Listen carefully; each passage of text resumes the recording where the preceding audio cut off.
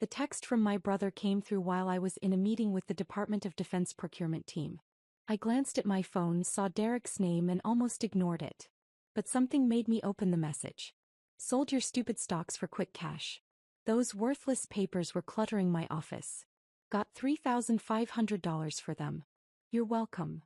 I stared at the screen, reading it 3 times to make sure I understood correctly. Then I typed back, understood. Colonel Martinez was still speaking, something about delivery timelines for the advanced sensor arrays my company manufactured, but the words blurred into background noise. I excused myself politely, stepped into the hallway and called my attorney. James? It's Alex. We have a situation. What kind of situation? Derek just sold my restricted stock certificates. The ones I left at his house for safekeeping during my deployment. There was a long pause. The defense contractor stocks. The ones with the federal trading restrictions. Yes. The ones that are technically classified as protected government assets due to the technology classification? Those exact ones. Another pause, longer this time. Alex, your brother just committed federal securities theft. And if he sold them on the open market, he may have violated about 6 different national security regulations. That's what I thought. What do we do? First, don't do anything. Don't warn him, don't try to fix it. Let me contact the SEC and Treasury. They'll want to handle this through official channels. James hesitated. You know this is going to destroy him, right? Federal charges, potential prison time, massive fines. He called them worthless papers, James. He sold them for $3,500. Do you know what they're actually worth? Based on the last valuation I saw? North of $500,000. Plus the technology access they represent is classified at the highest levels. I could hear him typing. Give me 2 hours. Don't contact Derek. Don't tell anyone else. Just sit tight. I hung up and stood in the empty hallway, my mind racing through how it had gotten to this point. Derek was my older brother by 4 years. Growing up, he'd been the golden child. Athletic, popular, effortlessly successful at everything he tried. I'd been the quiet one, the studious one, the one who joined the army right after college because I wanted to serve and because I honestly wasn't sure what else to do. The army had been good to me. I'd gone into intelligence, specialized in emerging technologies, and eventually ended up working on classified programs that interfaced with defense contractors. When I'd left active duty 3 years ago, several companies had recruited me aggressively. I'd chosen Meridian Defense Systems, a mid-sized contractor specializing in advanced sensor technology. They'd given me stock as part of my compensation package. Significant stock. But because the company worked on classified programs, the stock came with restrictions, federal trading limitations, mandatory holding periods, and a classification as protected assets due to the technology access they represented. I'd explained all of this to Derek when I'd asked him to store the physical certificates during my final deployment. These aren't normal stocks, I'd told him. They're restricted, they're valuable, and they're legally protected. Keep them safe. He'd waved dismissively. Sure. I'll stick them in my office safe. No problem. That had been 18 months ago. I'd returned from deployment, gotten absorbed in work and honestly forgotten about the certificates. The actual stock value was tracked electronically. The physical certificates were just backup documentation. I'd been meaning to retrieve them but hadn't gotten around to it. Apparently, Derek had gotten around to them first. My phone rang. James. That was fast, I said. This is bigger than I thought. The SEC is already aware of the transaction. Meridian Defense Systems has automated monitoring for any trading in their restricted shares. When Derek's buyer tried to register the transfer, it triggered multiple federal alerts. What happens now? There's a joint task force forming, PC, Treasury, FBI, and DoD. They're treating this as potential espionage until proven otherwise. Espionage? Derek's an idiot, not a spy. Unauthorized sale of classified technology-adjacent assets looks like espionage from a regulatory standpoint. They'll investigate, determine intent, and proceed accordingly. James paused. Alex, I need to ask. Did you authorize this sale in any way? Any conversation that he could claim was permission? No. The text I got was the first I heard of it. Good. Forward me that text chain right now. And Alex, prepare yourself. This is going to get ugly. He wasn't wrong. The next morning I was back in my office when my assistant buzzed me. "Mr. Caldwell, there are federal agents here to see you. They say it's about a securities matter." I wasn't surprised. "Send them in." 3 people entered. 2 FBI agents and an SEC enforcement officer. They were polite, professional, and extremely thorough. They asked about my relationship with Derek, about the stock certificates, about whether I'd authorized any transactions. I answered honestly, showed them the text message, and provided documentation of the original restrictions on the shares. "Mr. Caldwell," the senior FBI agent said, "you understand that your brother sold restricted securities without authorization. Securities that are classified as protected government assets. Do you know what he did with the money?" "I have no idea." According to his bank records, he deposited the $3,500 and immediately spent most of it. New TV, some gambling, dinner at an expensive restaurant. The agent's expression was carefully neutral. "He seems to have believed the certificates were genuinely worthless. He didn't ask me. He didn't check. He just sold them." The SEC officer leaned forward. "Mr. Caldwell, we need to be clear about the scope here. These shares are currently valued at approximately $487,000. Your brother sold them for less than 1% of their actual worth.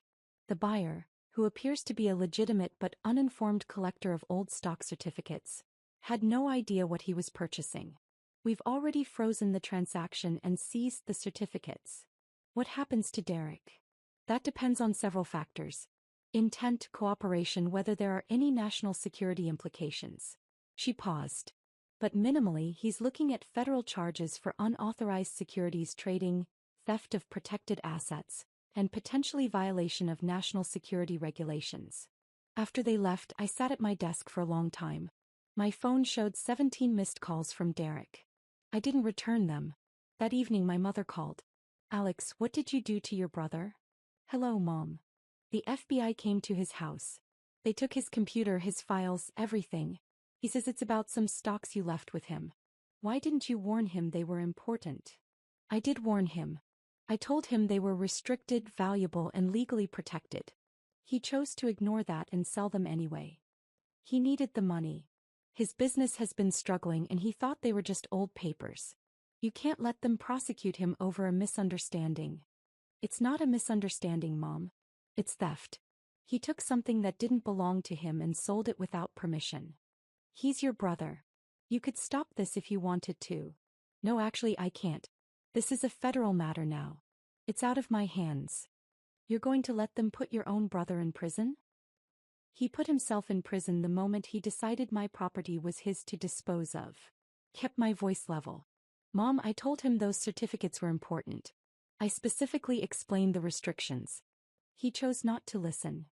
You always were selfish. Derek said you'd be like this." She hung up.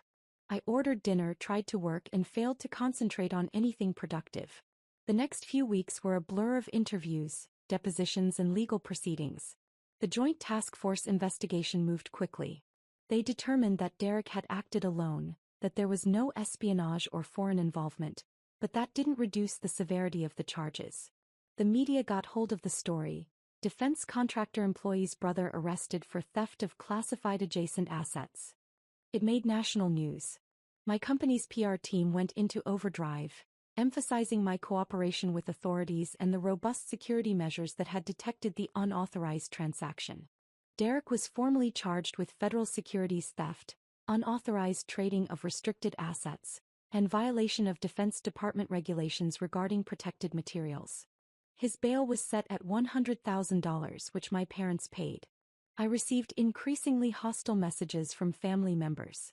My aunt called me a traitor. My uncle said I should be ashamed. My cousin posted on social media about how I was destroying the family over some paperwork. Only my younger sister, Maya, reached out with any empathy. "I heard what happened. Are you okay?" "I'm fine. Derek's telling everyone you set him up. That you deliberately left the stocks with him knowing he'd sell them so you could get him in trouble." "That's ridiculous." "I know. I also know Derek's been jealous of you since you got that job at Meridian. He kept saying you were just a grunt who got lucky."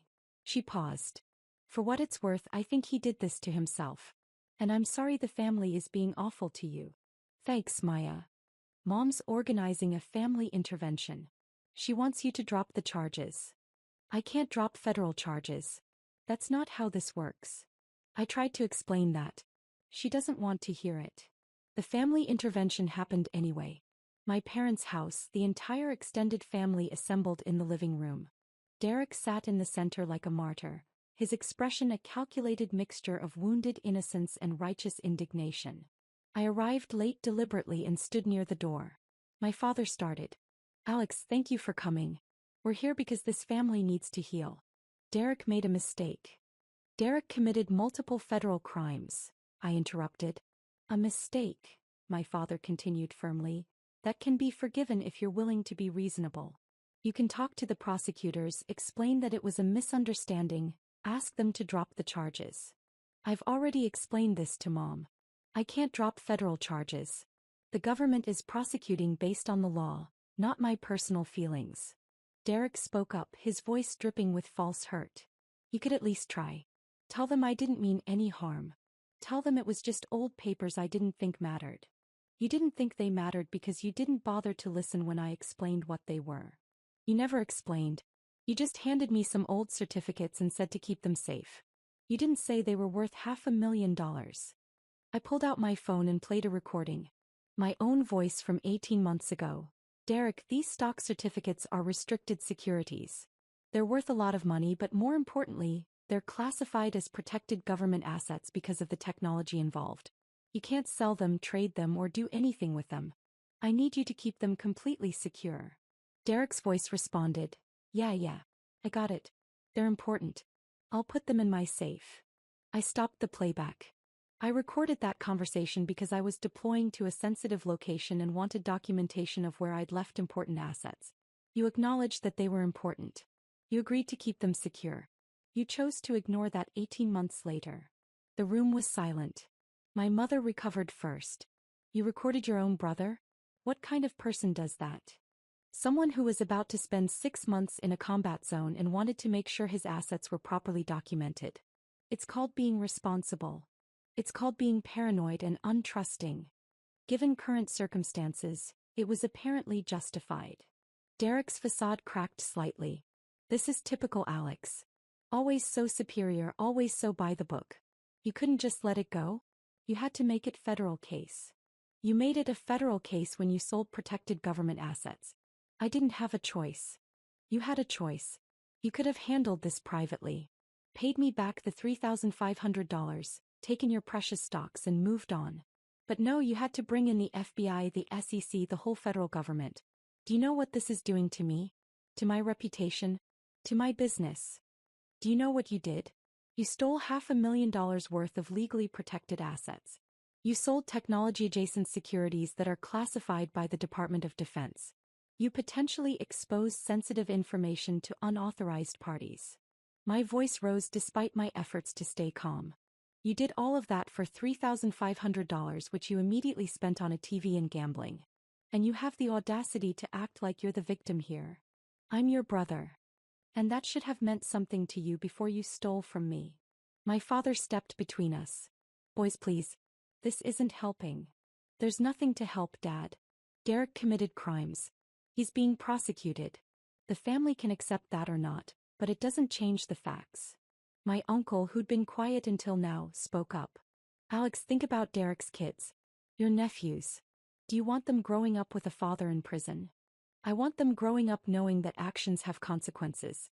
That you can't steal from people and expect family loyalty to erase criminal behavior. So you're really going to let this happen, my mother said quietly.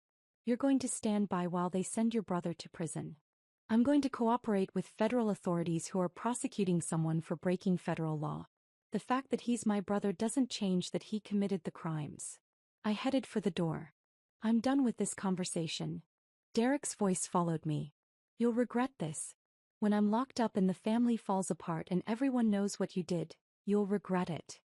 I left without responding. The trial was set for 6 months later, but it never got that far. Derek's attorney, after reviewing the evidence, the recording, the text messages, the federal regulations, the documentation of the stock's value and restrictions, advised him to take a plea deal. Derek initially refused. He wanted to fight it, convinced that a jury would sympathize with him, that the prosecution would seem heavy-handed. His attorney was more realistic. Derek, you're on recording acknowledging that the stocks were important. You sent a text message admitting you sold them without permission. The stocks are documented as protected government assets. There's no defense here. If you go to trial, you'll lose and the sentence will be much harsher. The plea deal was relatively merciful. 5 years probation, $100,000 in fines, restitution of $487,000 to me, and permanent restriction from trading securities. No prison time if he complied with all terms. He took it. The day the plea was finalized, I received a call from the federal prosecutor. Mr. Caldwell, I wanted to thank you for your cooperation throughout this investigation. Your documentation and testimony were crucial. I just answered questions honestly. More than that, you could have made this difficult. Many people would have, especially given the family pressure you must have faced. She paused. I also wanted you to know that this case has prompted a review of security procedures for restricted securities across the defense industry. Your company's detection system worked, but several others have vulnerabilities.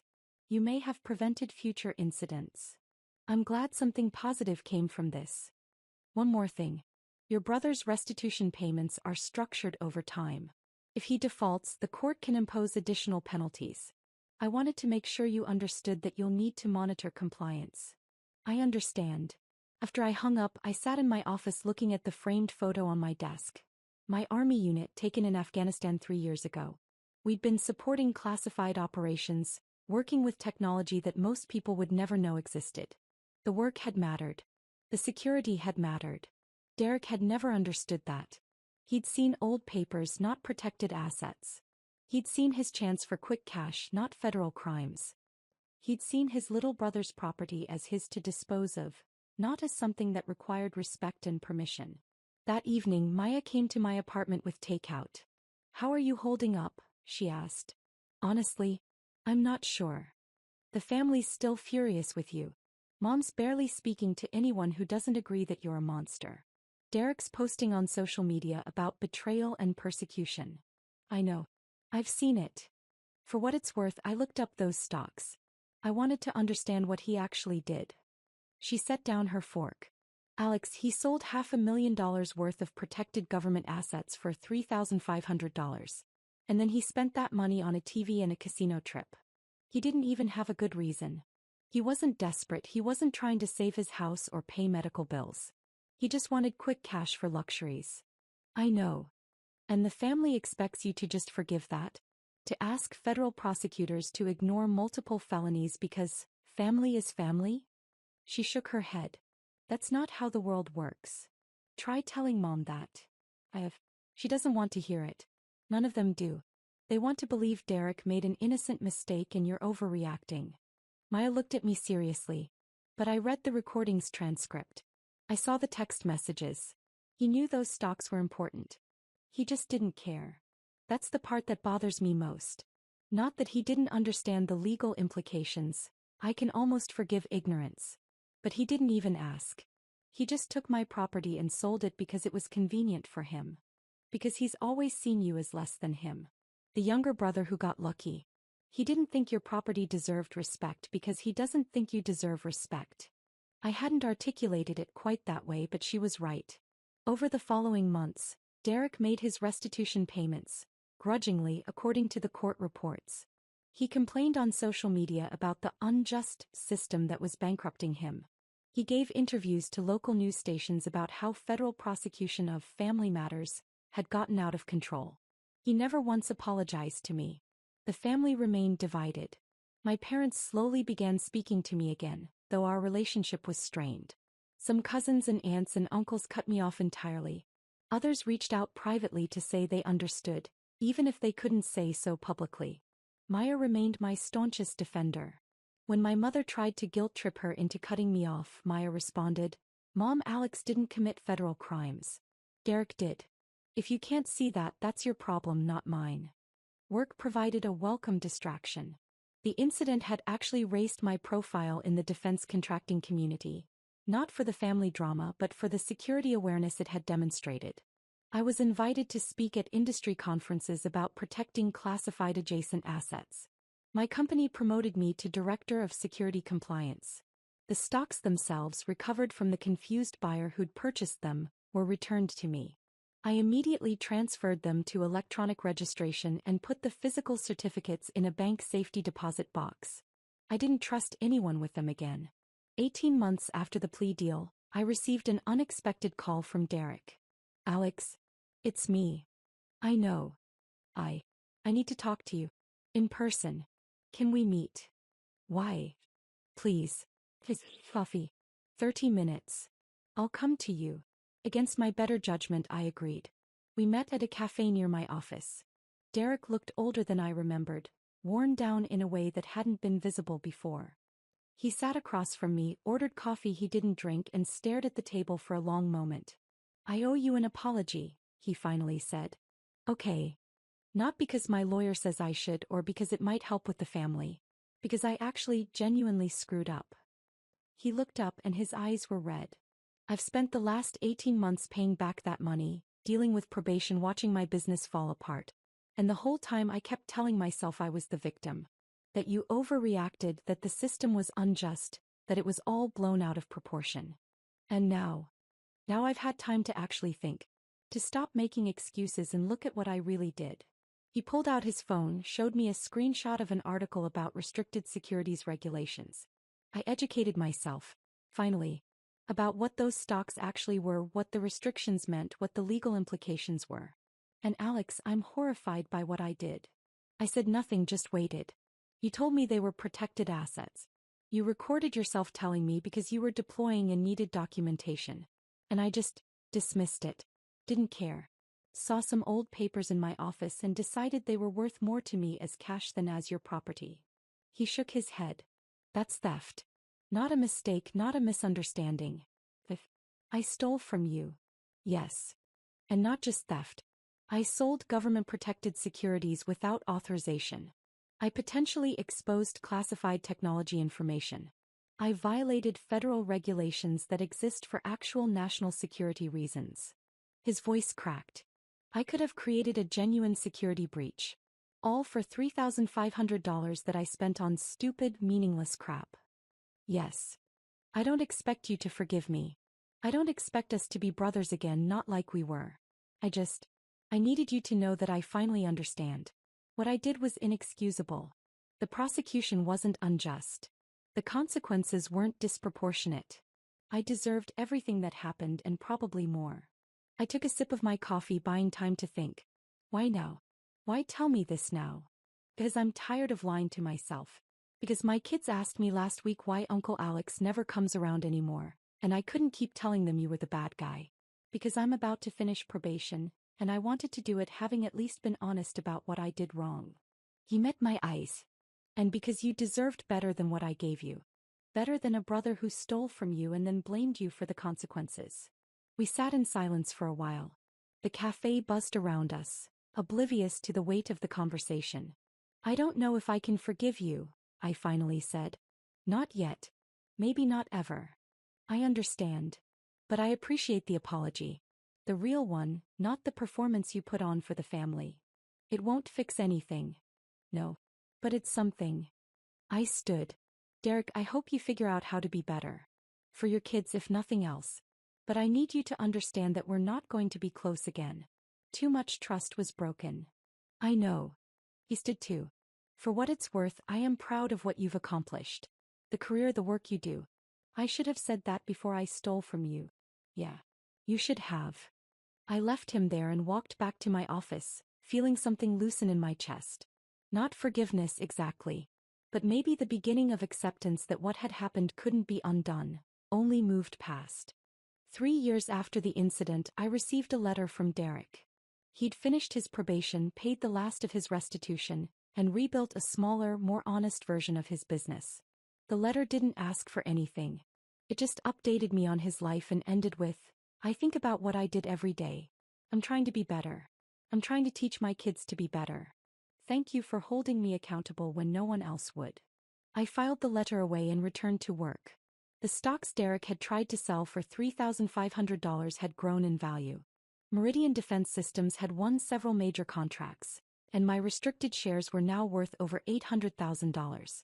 I'd diversified my holdings, put most of the assets in electronic form, and never again left physical certificates anywhere but a secured bank vault.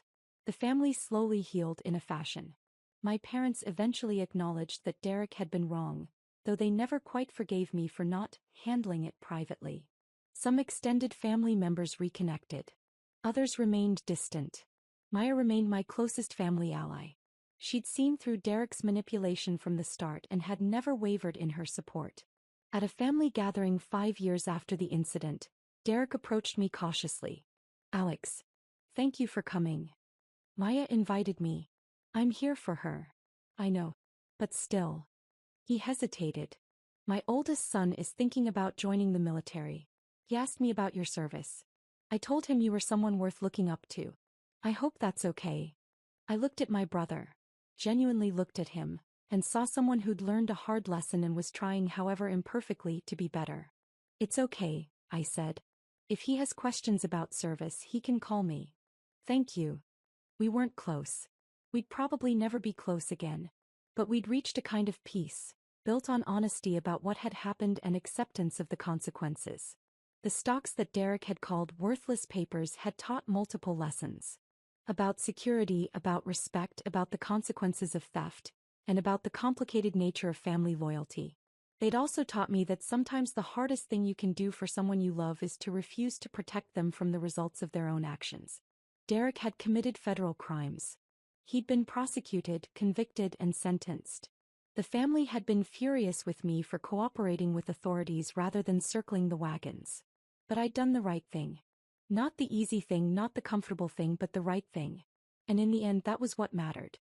The worthless papers had been worth $500,000 in stock value, hundreds of thousands more in lessons learned, and the knowledge that I'd stood by my principles even when family pressure demanded otherwise. That, it turned out, was worth more than any stock certificate.